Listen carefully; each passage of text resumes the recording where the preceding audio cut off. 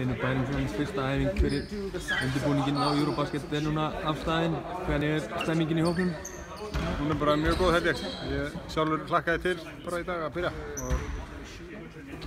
Já, þetta bara skemmtilegt level. Þetta hátt mikið góð leikmönnum og gaman að spila svona bolta. Maður að spila svona einhverja pick-up leiki hér og þar allan bæ undanfarið og þetta er allt annað.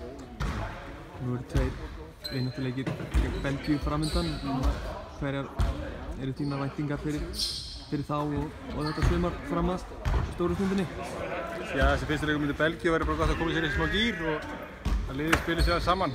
Þetta var ekki gott að vinna, stanum fyrir leikir.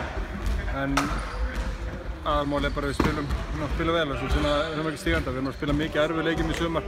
Það er bara gott að venjast með því leveli sem við þurfum að vera á Eurobasket. Það er ansi hátt ef við ætlum með eitthvað séns þar.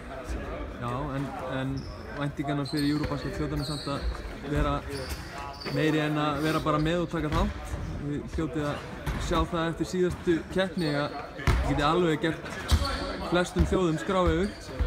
Já, en samt svolítið upp á sama tíma bara með virðingu fyrir því skilur að við vitum að við erum alltaf underdogs og þessi trefin að spila eitthvað svona underdogsleik þá er þetta greiðlega sterkar þjóðir en við bara einhvern veginn með réttu mómenti og einhvern veginn dettur eitthvað fyrir okkur og það getur alveg staðið í öllum. Við erum komin með þá trú núna og vorum nálægt í síðast og bara því ekki að taka einu litlu skrifur lengra núna og vinna það.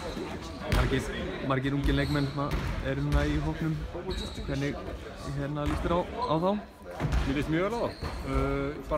Þessir allra yngstu, þessir allra yngstu eru ekki komnir, sem eru U20.